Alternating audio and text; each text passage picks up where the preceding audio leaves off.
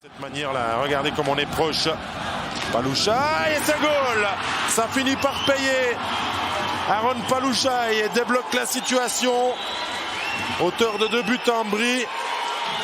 Il marque encore aujourd'hui un but importantissime pour les siens. Son 12e de la saison.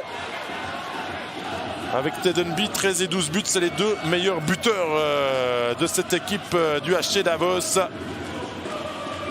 Et ça fait 1-0 à 5 contre 3. Donc on va continuer de jouer pendant 30 secondes à 5 contre 4 encore.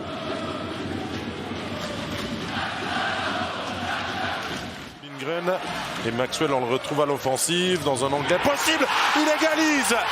Où est passé ce puck pour que Ben Maxwell le glisse au bon endroit. C'est l'homme providentiel, Ben Maxwell. À 4 contre 5, il égalise. 9e match consécutif avec des points. Joueur le plus utilisé, joueur le plus précieux dans les mises en jeu. Mais qu'est-ce qu'il fait mal finalement, Ben Maxwell? Regardez, Rantakari joue complètement avec le feu.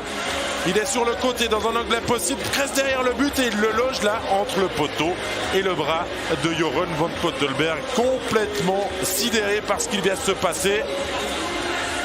Et ça glisse au fond. C'est un trou de souris. C'est comme ça qu'on appelle ça dans le jargon. Ça sera trop court. La sirène va arrêter les débats provisoirement. La prolongation, il y aura.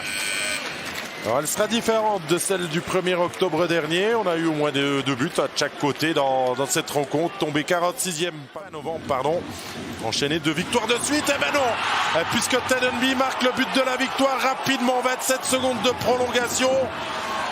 Et le HC Davos vient s'imposer à l'Ilfis, comme il l'avait fait en octobre dernier, en prolongation encore plus rapide que la dernière fois. Et Tedenby marque le but de la victoire.